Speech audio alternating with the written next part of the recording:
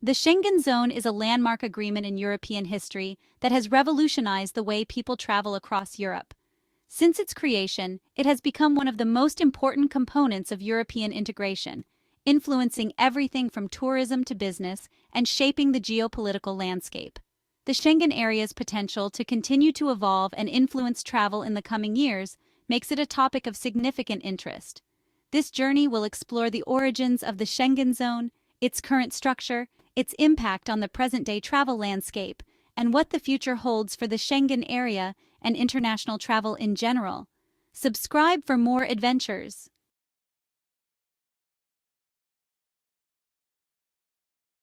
The origins of the Schengen Zone. The Schengen Zone was born out of the desire for a more integrated Europe. In the aftermath of World War II, Europe was divided by borders, nationalities, and most significantly, the Cold War. However, Europe's leaders recognized that the continent's stability and prosperity depended on closer economic and political cooperation. The formation of the European Economic Community in the 1950s was a crucial step in this direction. Over time, the EEC evolved into the European Union, but some aspects of European cooperation required a separate treaty. The Schengen Agreement, signed in 1985 in the Luxembourg village of Schengen, hence the name, was an agreement between 5 of the 10 European Economic Community countries: Belgium, France, Germany, Luxembourg, and the Netherlands. Its primary purpose was to eliminate border controls between the participating countries to facilitate easier travel.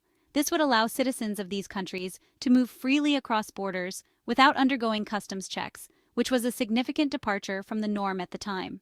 However, the Schengen Agreement was not a single, all-encompassing treaty. Instead, it consisted of 2 components: a treaty that outlined the creation of a borderless zone and an additional convention that provided the legal framework for how countries would coordinate on issues such as policing, immigration, and asylum. For a few years, the Schengen Agreement existed outside of the European Union's framework, as it was initially signed by only a subset of EU countries.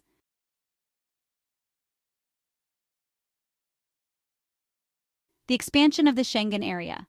After its creation in 1985, the Schengen Zone gradually expanded. The original Schengen area was small, but over the years it grew to encompass much of Europe. In 1995, the Schengen area officially came into force, and it was then incorporated into European Union law with the Maastricht Treaty of 1997. As a result, the Schengen area expanded to include additional EU member states. Countries such as Spain, Portugal, Italy, Austria, and Greece joined the zone in the late 1990s and early 2000s. However, the Schengen area is not limited to European Union members. Some non-EU countries also opted into the agreement. Norway, Iceland, Switzerland, and Liechtenstein are all part of the Schengen area, despite not being EU members. These countries are bound by the same rules regarding the free movement of people, which allows citizens of these nations to travel freely within the Schengen area. Conversely, some EU member states, including Ireland, Romania, Bulgaria, Croatia, and Cyprus, have not joined the Schengen area, either because they opted out or because they have yet to meet the necessary conditions. Ireland, for example, has maintained a bilateral agreement with the UK regarding free movement, allowing Irish and UK citizens to travel freely between the 2 countries, even though neither country is part of the Schengen area.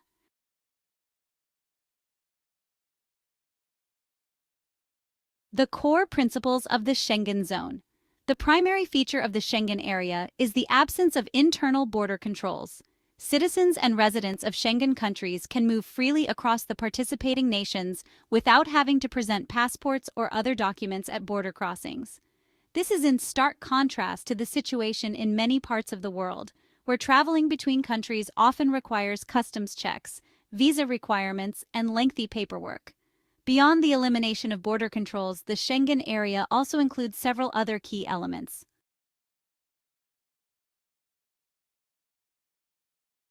Schengen countries have agreed to adopt common policies for managing immigration and asylum. The most important component of this is the Dublin Regulation, which establishes that asylum seekers must apply for asylum in the first Schengen country they enter. This prevents migrants from shopping for the country with the most favorable asylum policies. Countries also work together to ensure that illegal immigration is managed effectively.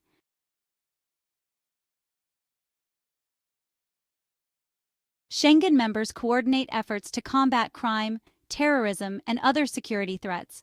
The Schengen Information System, or SIS, is a central database that allows law enforcement agencies in different countries to share information about criminals, missing persons, stolen goods, and other law enforcement concerns. Schengen countries also cooperate on cross-border investigations and share intelligence about criminal activities.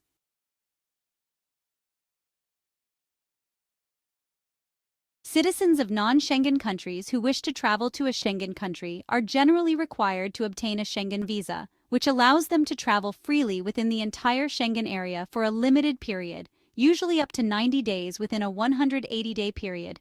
The visa system is standardized, making it easier for travelers to move between Schengen countries.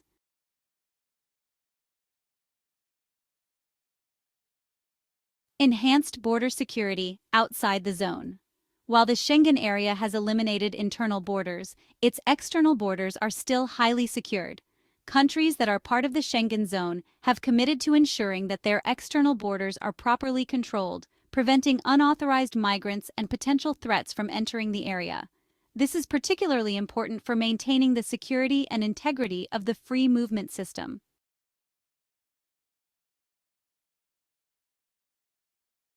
The Schengen zone has brought numerous benefits to Europe, transforming both the daily lives of its citizens and the broader European economy. Here are some of the key advantages.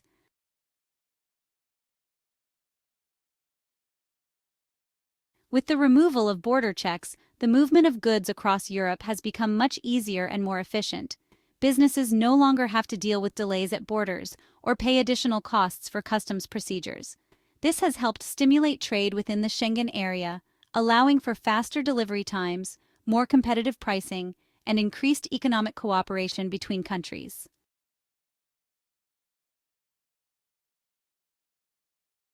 The Schengen zone has made it much easier for people to travel across Europe. Tourists can visit multiple countries in a single trip without worrying about border control procedures. And this ease of movement has encouraged more people to travel across the continent. The Schengen area has been a major factor in the development of Europe as one of the world's leading tourist destinations.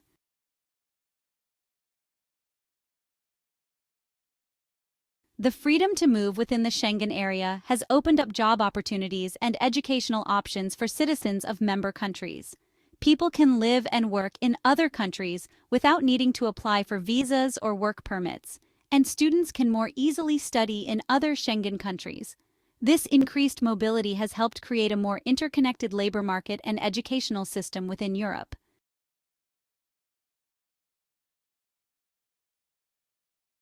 While it might seem paradoxical, the elimination of internal borders has actually led to enhanced security across the Schengen zone. By sharing information and resources, countries can better monitor potential threats, from organized crime to terrorism. The coordinated approach to border security and policing ensures that threats are detected and addressed before they can spread.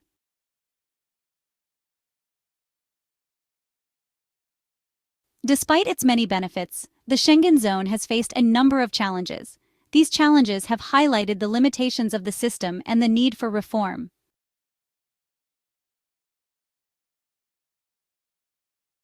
The migrant and refugee crisis of 2015 exposed several weaknesses in the Schengen area's system. With an unprecedented number of refugees and migrants arriving in Europe, some countries struggled to cope with the influx. Several countries, including Hungary and Austria, temporarily reinstated border controls, raising questions about the sustainability of the Schengen system in times of crisis. The European Union has since worked to reform asylum policies and strengthen border security, but the crisis showed that the free movement of people could be vulnerable under pressure.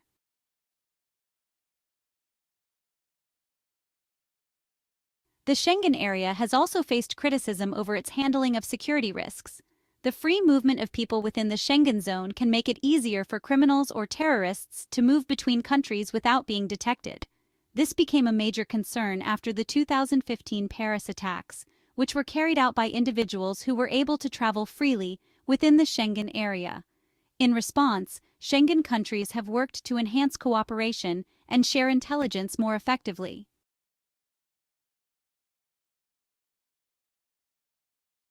The United Kingdom's decision to leave the European Union, also known as Brexit, raised questions about the future of the Schengen zone.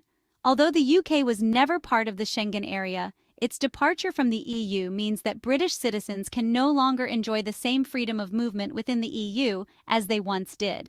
While the UK and the EU have reached agreements on some aspects of travel, Brexit has nonetheless introduced new complexities into the travel landscape.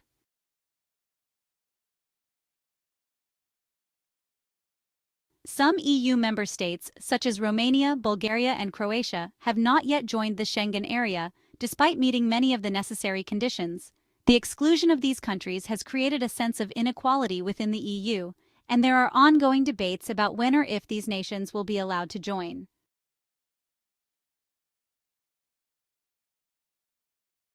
Looking to the future, the Schengen zone will likely continue to evolve in response to the changing political, social, and economic landscape of Europe. Several key factors will influence the future of the Schengen area and its impact on travel.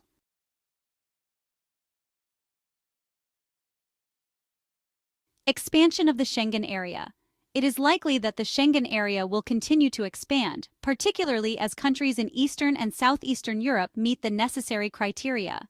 Romania, Bulgaria, and Croatia are all expected to eventually join the Schengen zone, which will further enhance the system's cohesiveness.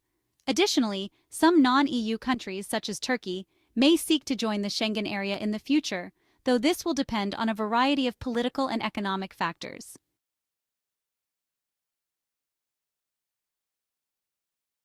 Addressing security concerns.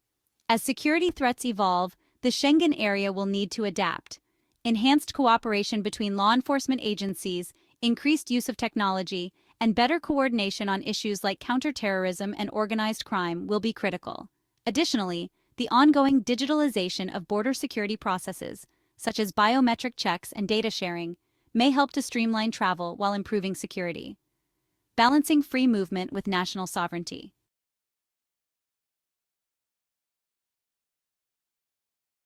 The challenge of balancing the benefits of free movement with national security and sovereignty will remain a key issue.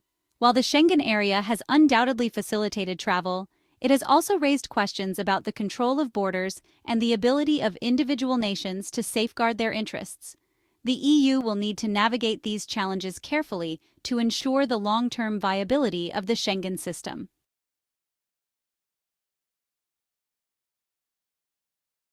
Technological innovations in travel. The future of travel in the Schengen area will also be shaped by advances in technology. Automation, biometric identification, and digital visas will likely play a larger role in border management. For instance, the EU's proposed entry-exit system aims to streamline border checks using biometric data, making travel faster and more secure. The rise of digital identification could make travel even more seamless, allowing passengers to pass through border checks with minimal human intervention.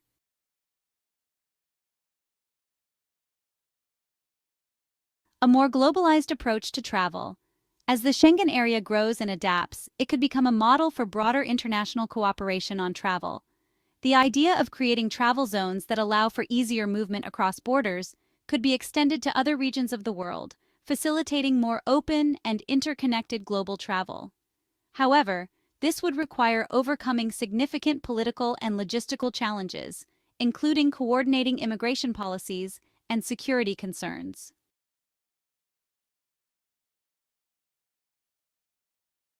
Conclusion.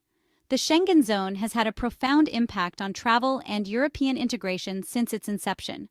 By eliminating internal borders, the Schengen area has created a more interconnected and dynamic Europe, with benefits for trade, tourism, and cultural exchange.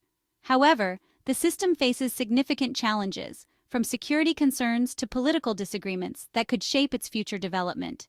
As Europe continues to evolve, the Schengen area will need to adapt to meet new demands and pressures, while ensuring that the benefits of free movement remain accessible to all. The future of travel in the Schengen zone and beyond will depend on how well these challenges are addressed and whether the principles of cooperation and integration can be maintained in an increasingly complex world. Subscribe for more adventures.